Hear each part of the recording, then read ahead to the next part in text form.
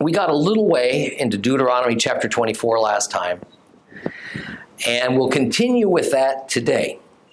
Now, we ended by discussing an inscrutable truth of the Bible that's not always easy to recognize: the progression of patterns from the time of creation all the way through the final words of the book of Revelation.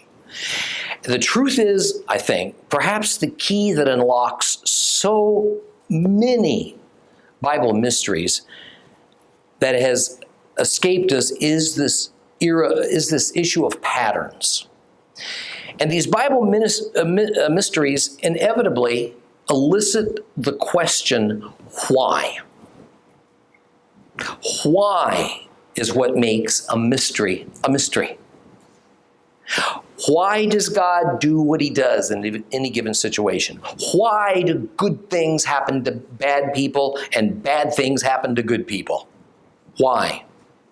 Why is it wrong to have sexual relations without the benefit of marriage? And the answer to every why is that it's because it's God's reaction and decision that always follows a pre-established pattern. Those patterns are defined in the Torah. So the question any devout believer who seriously wants to know what the Lord is up to, and their why isn't merely a veiled complaint, ought to be asking not why, but rather which.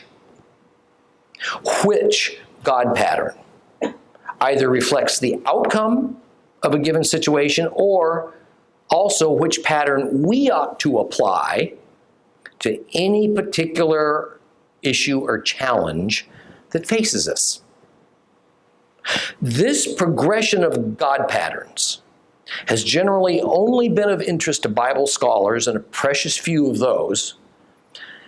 And it's not something that's very widely discussed or even widely known within the Christian community, because it's rare that the Old Testament is ever taught in modern times. And without knowing the Torah of the Old Testament, the basis for these patterns never gets established in our minds. I would liken this concept of patterns as the narrow strand on which a necklace of pearls is strung. Have you ever had that frustrating experience of seeing a pearl necklace break and those precious little round balls go to the floor and bounce in every direction completely unpredictably as you chase them around?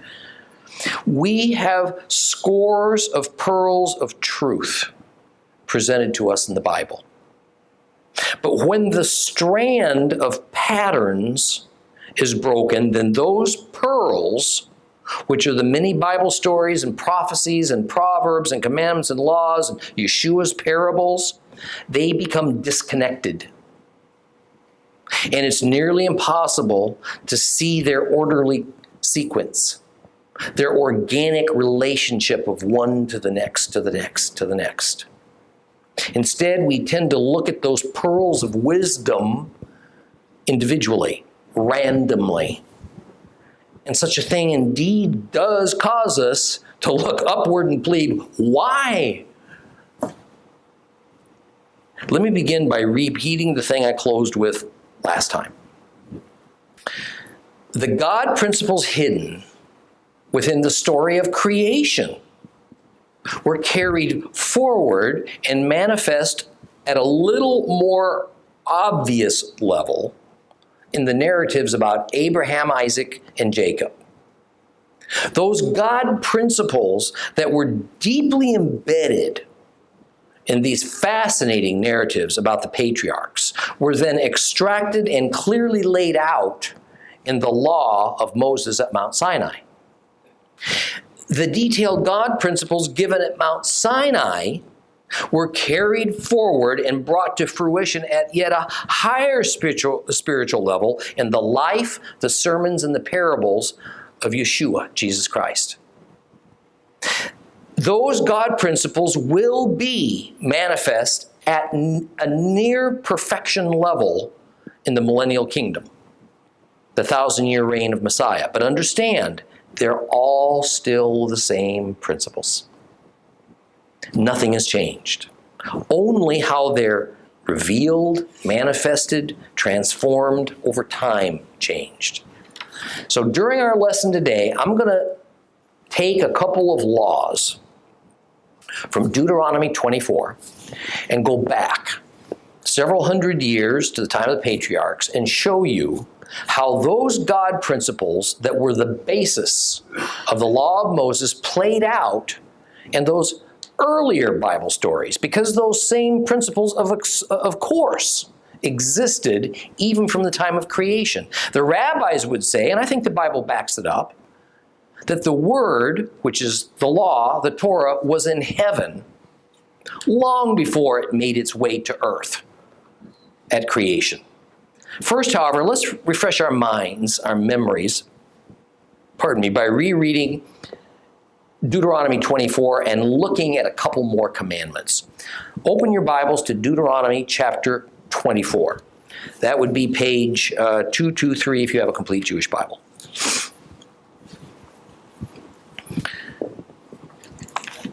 Suppose a man marries a woman, and he consummates the marriage but later finds her displeasing because he has found her offensive in some respect.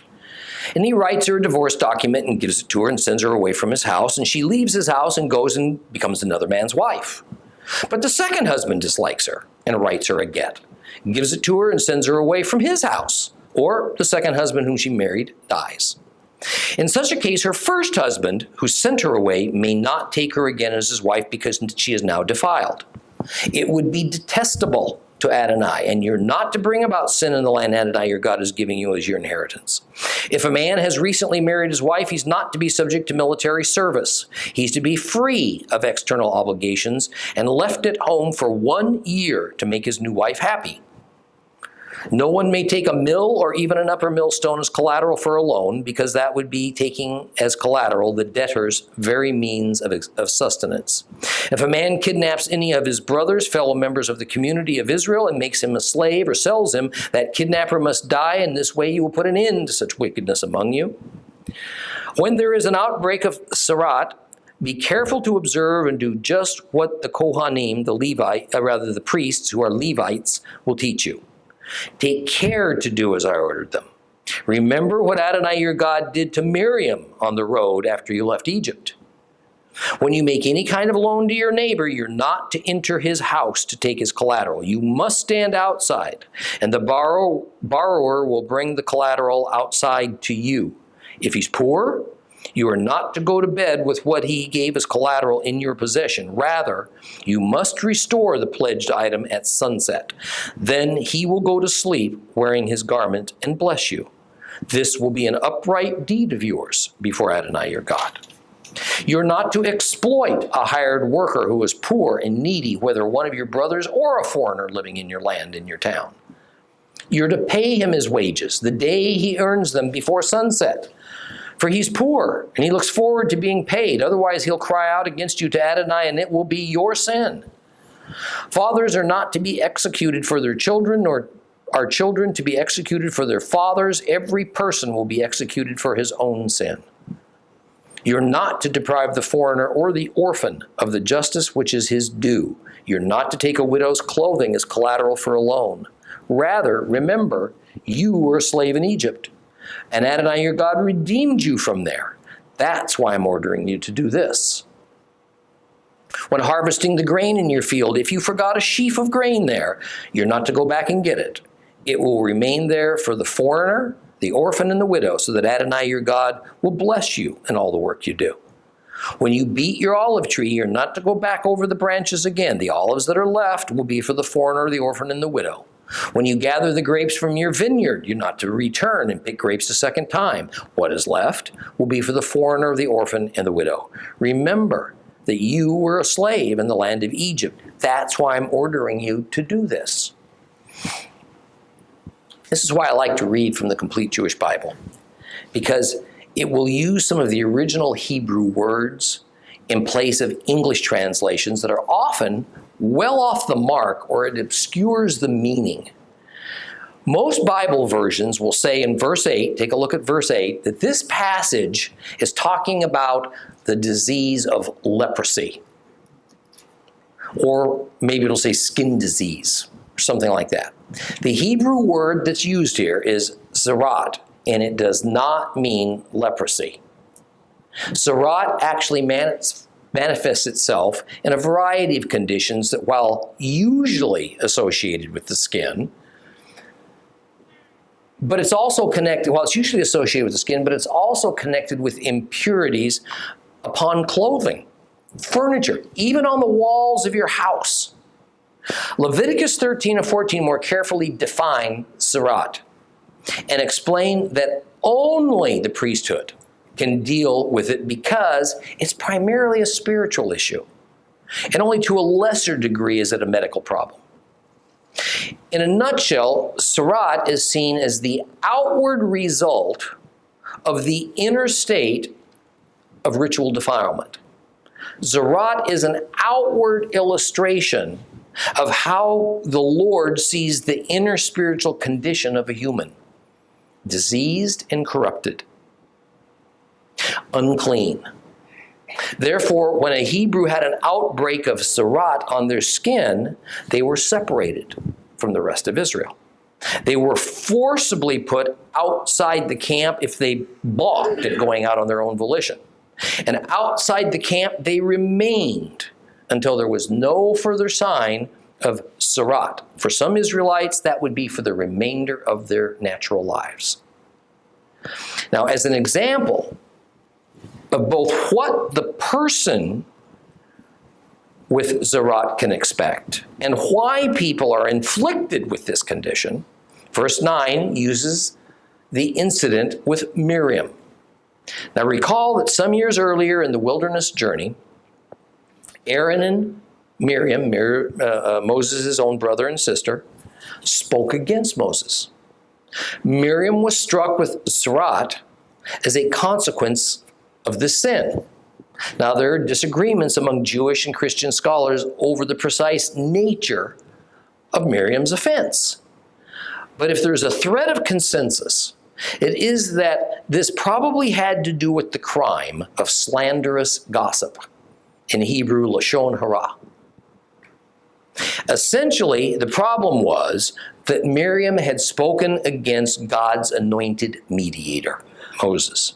The result was that God had her wear this defilement on her skin, outwardly, for everybody to see, whereas otherwise it just would have been a hidden inner condition.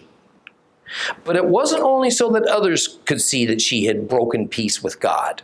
It was so that she could now recognize her status in God's eyes. And a sinful condition that she could have ignored and denied was as evident to her as it was to others. Now, this is a lesson that we could probably discuss over and over again because it has such a direct and visible, probably almost daily, influence in our relationship with God. Moses was God's covenant mediator on earth for a time.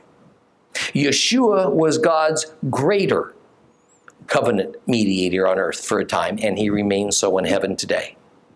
As God's mediator, Yeshua's every word and his person and his purpose should be joyfully accepted and never spoken against. As Jehovah said of Moses, and how much more it must apply to Christ, whatever he speaks is as if God speaks it. So much authority do their words carry. The person who speaks against Yeshua is by definition in a state of spiritual defilement, just as was Miriam, because that person is disagreeing with, or better, rebelling against God. The result is that the defiled person is taken outside of the camp. They're removed from fellowship with the Lord and with fellow worshipers. And the undeniable evidence of that inward defilement has become evident and outwardly observable. Since the advent of Messiah, especially as it would apply to Gentiles, We were born outside the camp, outside the kingdom of God. We were born in a state of inner defilement, with Sarat, if you would. This means that the blood of Messiah must cleanse us. His blood must remove this awful defilement in order for us to be brought into the camp from our natural state of living outside the camp. The thing to notice as well about Miriam is that being a full-blood sister to Moses changes nothing. That she was an ethnic Hebrew changed nothing. That she is one of only 5 women in the entire Old Testament given the status of prophetess changed nothing. She received no special dispensation because of family ties or status. Jesus' brothers and sisters would not be saved just because they were related to him. They would only be saved by trusting in him as Messiah, just like everybody else. Now, a word of caution. I have heard this very example of Lashon Hara used to explain why it is that a member of a congregation can never challenge or disagree with his or her rabbi, pastor, priest, elder, deacon, whatever. And while the crime of slanderous gossip is indeed generally defiling, the crime of Miriam was directed against God's appointed mediator of the covenant. That's the point. So while unity within the body of Christ for the right reasons is always desirable, and it's best, and it's a worthy goal, to shut down debate or to deflect well-earned criticism of a congregational leader has nothing to do with the issue of Miriam and her contracting Sarat. That is not Lashon Hara. That is not slanderous gossip. The next law is explained in verses 10 through 13 is talking about taking and holding property that's being used as collateral for loans. Now, this is, of course, related to the earlier law in this chapter about not seizing the upper millstone from someone as loan collateral under any circumstance, because then this causes a person to lose their means of sustenance. And therefore, to violate this law is essentially a crime against life. What this means is that collateral on a loan is a perfectly acceptable thing, but there's conditions and there's limitations. The first part of this law prohibits the creditor from entering the debtor's home and forcibly taking that collateral from him. The rabbis explain that to enter someone's house without permission to collect collateral is tantamount to home invasion. And not only is that wrong on the surface, but it could lead to a fight, and life might be endangered as a result. Rather, the creditor must stand outside, and the debtor is to bring the collateral out to him. Now, the Hebrew word being translated as collateral is abote, and more scholarly works of recent have decided to translate this term to pledge as opposed to collateral. Because pledge is a term that can apply to more situations than to simply being a piece of physical property that's used to secure a loan. Further, in verses 12 and 13 says, if the debtor is a poor person, that pledge is to be returned to him or her before the sun sets each day. In other words, it must be returned before the end of every day, because for a poor person, the collateral that they have put up is probably the only thing of value they own. And quite often that was their coat. This coat or cloak served as a blanket as well as a garment, which is the reason for the words that he needs to sleep in it. It's what they slept in on colder nights. And by the way, for those of you who have been to Israel in the winter months, you've received a taste of just how cold it can be even in the desert below Jerusalem. So this law is a practical, a necessary one. I have been snowed in both the north and the south of Israel. A person in that environment has to have warm clothing to survive. The concept is that each morning the debtor will return that pledged coat to the creditor, then get it back at night. Now it's interesting that while most laws that are about the prohibition against doing something, the don'ts of the law, speak about a punishment for violation, this law about not holding on to a poor man's warm clothing gives a positive motivation to the lender to obey. It is that the lender will be blessed. Because see, this is a merciful thing. This will be seen as righteous in God's eyes. In the Complete Jewish Bible, it says it's an upright deed. In other Bibles, it might say merit. The word being translated is tzedakah, and it generally means righteousness or an act of righteousness. However, this law about collateral must also be understood to mean that to take as a pledge anything that is basic to sustenance and life is questionable at best, and generally speaking, you ought not to do it. This might be a good point to go on a little bit of a detour to demonstrate this principle of the pledge in action centuries before it became a discernible and a written law at the time of Moses. Now, to get the most out of this detour, however, remember that the Hebrew word abote is better rendered pledge than collateral, because the God principle of the pledge becomes much too narrowly applied when it's attached only to the idea of lending and borrowing. It means more than that. The principle of the pledge overlaps more areas of Bible instruction than you might think. Turn your Bibles, please, to Genesis chapter 24.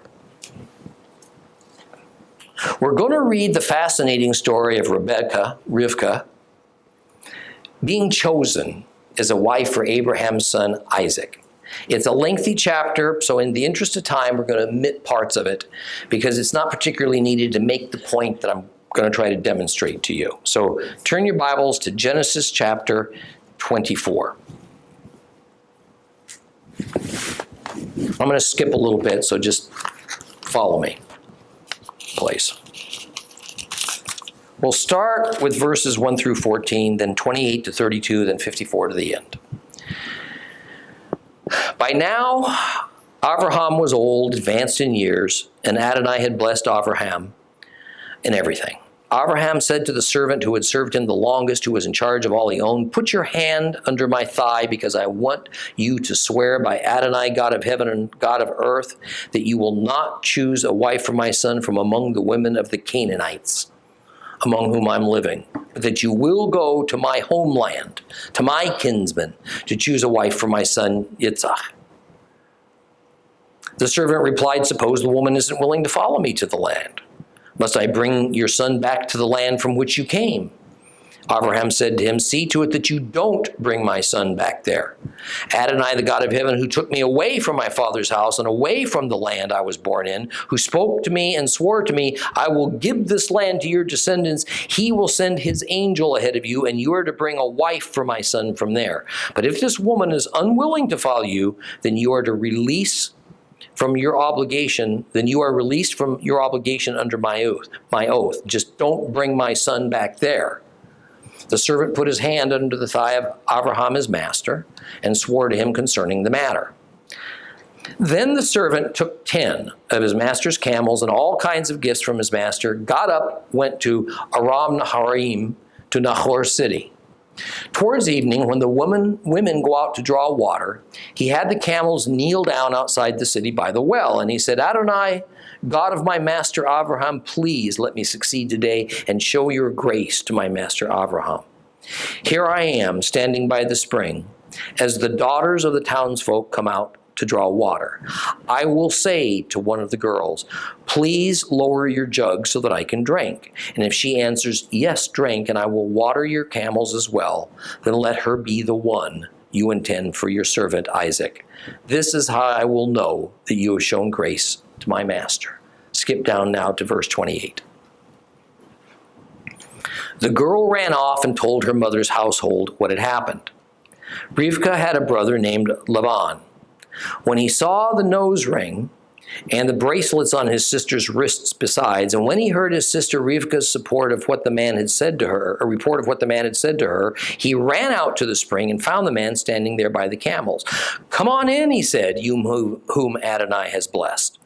Why are you standing outside when I have made room for you in the house and prepared a place for the camels?" So the man went outside, and while the camels were being unloaded and provided straw and fodder, water was brought for him to wash his feet and the feet of the men with him. Skip now to verse 54.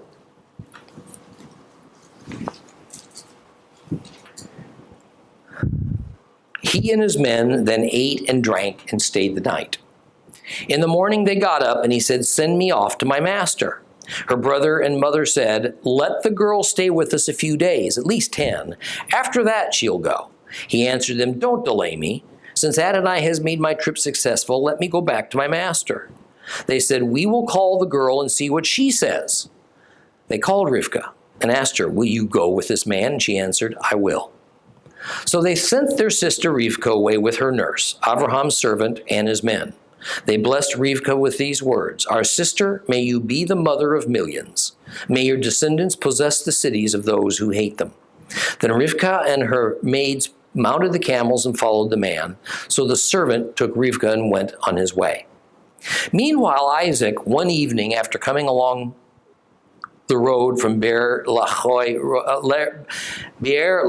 Roi, he was living in the Negev, went out walking in the field, and as he looked up, he saw camels approaching. Rivkah too looked up, and when she saw Yitzhak, she quickly dismounted the camel, and she said to the servant, "Who is this man walking in the field to meet us?" And when the servant replied, "It's my master," she took her veil and covered herself. The servant told Yitzhak everything he had done. Then Yitzhak brought her into his mother Sarah's tent, and took Rivkah, and she became his wife, and he loved her. Thus was Isaac comforted for the loss of his mother. Now, I want you to follow me closely and watch the parallels and connections between what happened with this story we just read in Genesis before the law was given, and with the law of Deuteronomy established 5 centuries later concerning the rule to not forcibly take the pledge of a man by going into his house to seize it. In this story of Rebekah and Isaac in Genesis 24, Rebekah is the pledge. Now remember, don't think in terms of loans and collateral. She is to be obtained by Abraham's representative, who only goes by the name oldest servant. And this nameless old servant of Abraham travels from the land of Canaan north to Mesopotamia because he's to get a wife for Isaac. Isaac, as Abraham's firstborn, is also the old servant's master. And he's to choose this wife from among Abraham's relatives. Now we see in the story that the servant arrives in Mesopotamia, spots a good candidate at a water well, and observes her carefully for a little while. He decides that Rebekah's the one, so he makes his move. He talks to the girl, and he gets himself invited to stay with Rebekah's family. Well, in Genesis 24:31, the question is asked by Laban, Rebekah's brother, of Abraham's servant, "Why are you standing outside?" This corresponds to the instruction of Deuteronomy 24:11 that the one who intends to collect a pledge must stand outside. He must not go into the house of the pledge's owner to obtain it. Instead, the pledge must be brought outside of the home willingly and then given to the master, or it's not to be given at all. In this story, it is the old servant who is standing outside of the house waiting for the pledge, Rivkah, to willingly be brought out to him, because it would be an offense against the household and against God to go in and take the pledge from her domain. And in an even deeper sense, it is Isaac, as the future bridegroom, who is standing outside and waiting rather than going in and taking. He's standing outside of Mesopotamia. Where's Isaac? He's back in Israel. He's not in Israel, back in Canaan. He's standing outside of even Mesopotamia, where his wife-to-be is living, because his father Abraham has ordered that Isaac may not go inside Mesopotamia to retrieve his pledge, which it turns out is Rebekah, even though he doesn't know precisely who that pledge will be. Rather, the pledge must agree to come outside or of her country and go to Canaan. Laban, the master of the house where the pledge resides, offers the pledge, his sister Rebekah, to the old servant, and she is willingly escorted outside of Mesopotamia to where Isaac is in Canaan. Near the end of this story, starting in verse 62, we find Isaac waiting back in Canaan for the pledge, Rivkah, to arrive. Isaac is walking out in a field. The original Hebrew most literally says it was before the going down of the sun, when Isaac spotted the returning caravan led by his trusted servant, and Rebekah is in tow. In the last verse, Isaac took Rebekah and made her his wife. Now, as many connections as I've already shown to you, notice something else that goes right by us if we don't understand the Hebrew mindset of the biblical era regarding marriage. In Hebrew thinking and culture, a wife was a man's garment. A man literally wore his wife as a covering for him. As when I explained this to you recently in some detail, I remind you this is an idiomatic symbolism, that a wife was her husband's garment. This was so commonly understood in Hebrew society that there was certainly no need to explain it thoroughly in the Bible. Any more than in our society, it would be necessary to explain that when a couple gets married, there's a wedding ring. It goes without saying. It's just the way things are, and everybody knows it. So with that understanding, now look again at Deuteronomy 24:13. The law concerning pledges in Deuteronomy 24 says the clothing, the garment, given as a pledge, must be remanded to the owner before the sun goes down, before sunset. Rebekah, the pledge, is a garment to be worn by Isaac as his covering. Hence, we find the explanation that it was before sunset that Isaac was walking out when Rebekah, his garment-to-be, so to speak, arrives. He marries her, meaning he's now eligible to wear his garment. Now, I'm sure that until we studied this law of the pledges in Deuteronomy 24, that it would be nearly impossible for anybody to see these particular God principles within the story of Isaac, Rebekah, and the old servant. And frankly, without understanding some critical elements of ancient Hebrew culture and marriage customs, it would also be nearly impossible to extract these amazing, timeless God principles from these narratives about the patriarchs. But the point is that these often told and beloved stories of the patriarchs in the book of Genesis were more than simply interesting and exciting stories of Bible heroes, or how the history of the nation of Israel came to be, although they do serve a purpose like that for that as well. Embedded within these stories, just under the surface, are some very important God principles. The people of that day probably didn't realize that so much of what they were doing, because it just seemed to them like custom, indeed reflected the Lord step by step by step, bringing his divine principles to light to this world.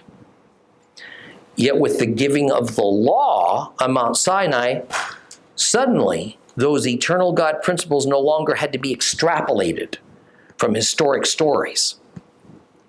Now their application was plainly laid out in detail.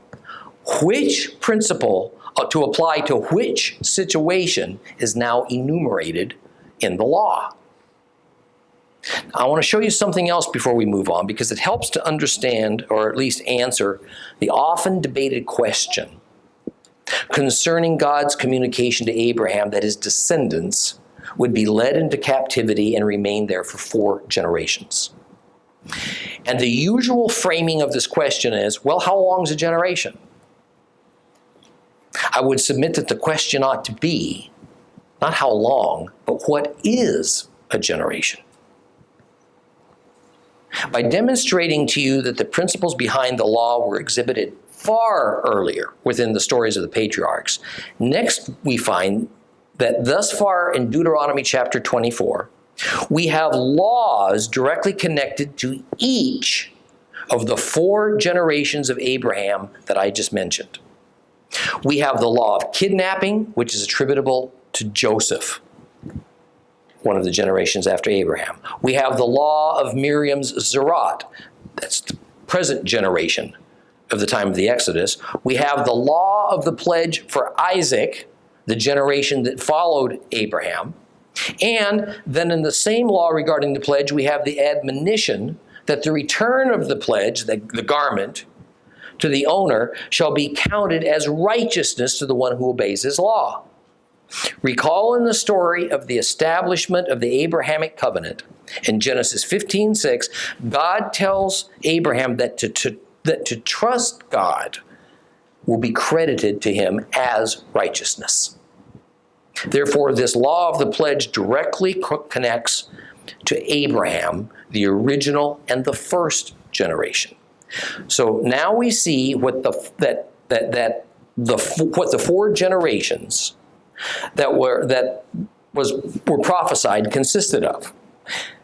It was Abraham number 1, Isaac number 2, Jacob called Israel number 3, and Jacob's 12 sons of the 12 that formed the 12 tribes of Israel, the 4th.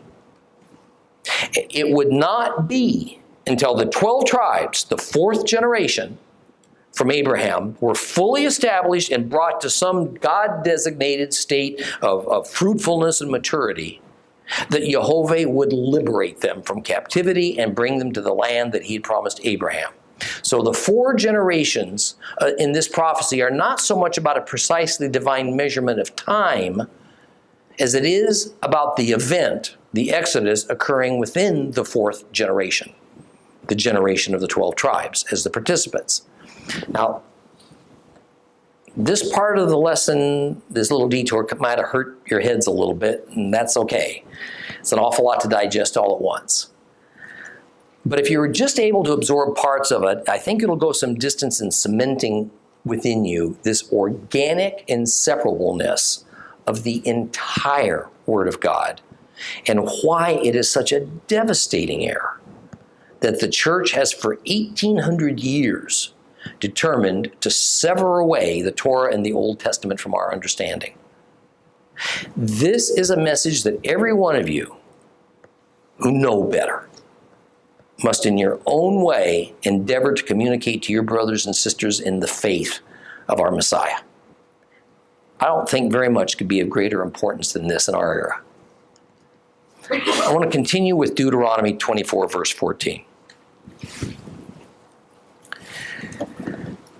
Keeping in mind that all the words of Deuteronomy amounts to Moses making a sermon about the law to the Israelites. He was expounding upon the law, the way that Yeshua would do so many centuries later. We witness an appeal to those who would employ the poor to pay them their wages daily at the end of each day. Poor people then simply did not, and even today usually do not, have the wherewithal to just wait for their money. And Moses says they've worked for it, they've earned it, it's wrong to withhold their earnings until a later time, presumably one that's more convenient to the employer. The word used for withholding these wages is abuse. It's the same exact word used in Leviticus 19 for the law characterizing the crime of robbery. And the employer is warned that while the abused employee may not have the power to force his employer to do what is right and pay him, he certainly can cry out to the Lord. And the Lord will consider it sin, and he will exact divine justice for this sin. From this law on wages, the sermon now moves to banning transgenerational punishment. That is, parents may not be put to death for something their children did, and vice versa. Now notice that no particular crime is mentioned. This is a universal law that cuts across all the laws. There is a substantial difference between this law and a principle I introduced to you a long time ago. The principle of vertical retribution.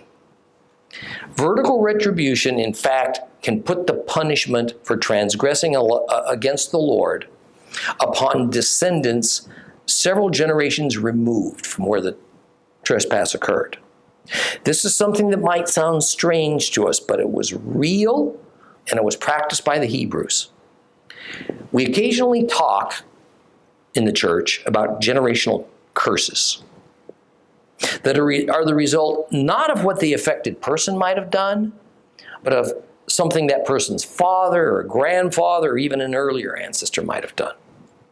And there are those who pray fervently on the behalf of others that these generational curses might be lifted. Many verses in the Old Testament and the New confirm the existence of the law of vertical retribution.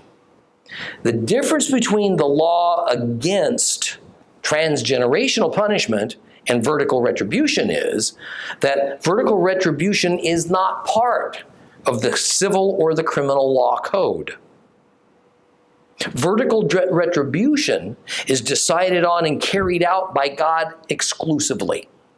His prerogative, it's his prerogative to decide in what situations to invoke the principle of vertical retribution or not. The law banning transgenerational punishment, now that, on the other hand, has to do with humans carrying out the justice system the Lord's established. If, for an example, a son committed a murder, the father doesn't owe his life, and so a court can't order that a father be executed, only the perpetrator is liable. Now, the final laws of Deuteronomy 24 again deal with humanitarianism. And these rules that end the chapter deal with protecting foreigners who are living in Israel, and orphans and widows. Especially the concept of it being a duty of every Israelite to look after the welfare of orphans and widows is a theme that we find repeated throughout the Bible. It's important to understand that not only is there a divinely commanded duty to care for any disadvantaged class of people, but there is a prohibition against exploiting or mistreating them. Verse 17 begins by saying that the rights of a stranger, a ger, are not to be subverted. This is talking about legal matters. A foreigner and an orphan are to be judged fairly in a court of law. No favoritism. The next admonition is very much like the law of verse 10. The law of the pledge that we connected to the ancient story of Isaac and Rebekah. The difference between what we read here and in verse 10 is that while a creditor may use a poor person's garment as collateral and has to return it to them each night, a widow's garment can't ever be used as collateral and held away from her anytime.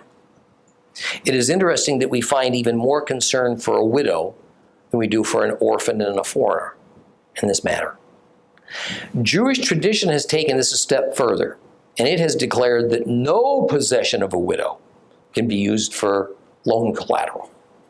Moses then reminds Israel that they were slaves in Egypt, and it is for remembrance of the mercy that was withheld from them that they should always show mercy to the least able in society as a way of expressing gratitude for God's act of redemption from these harsh conditions that they were living in.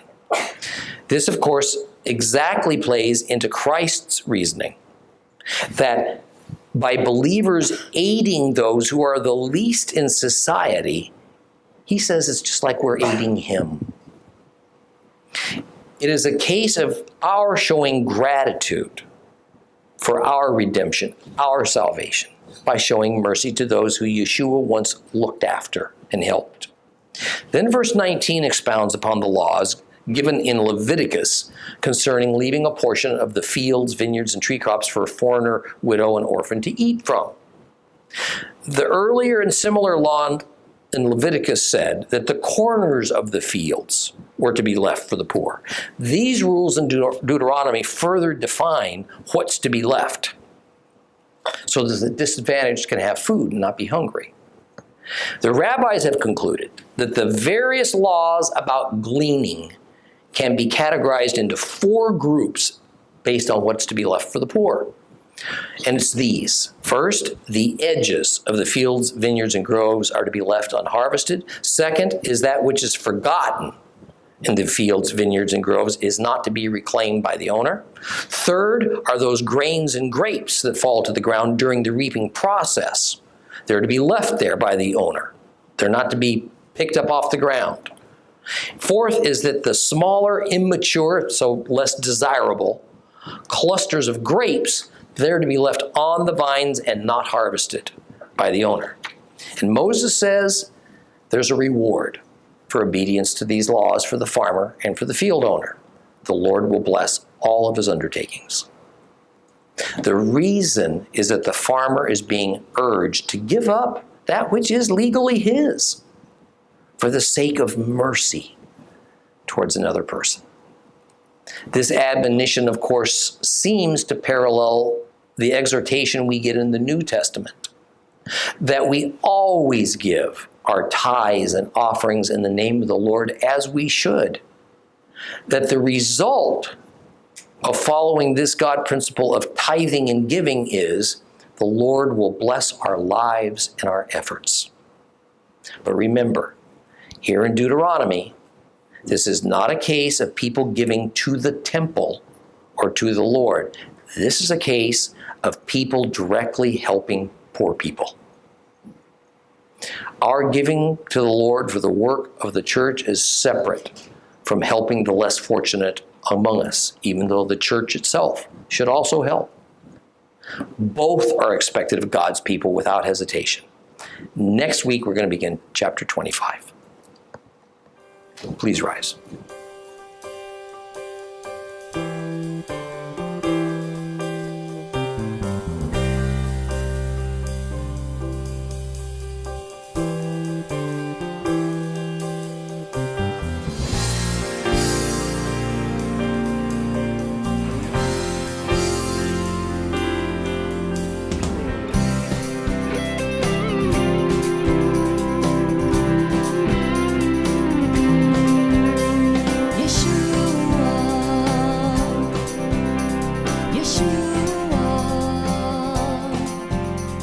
Yeshua.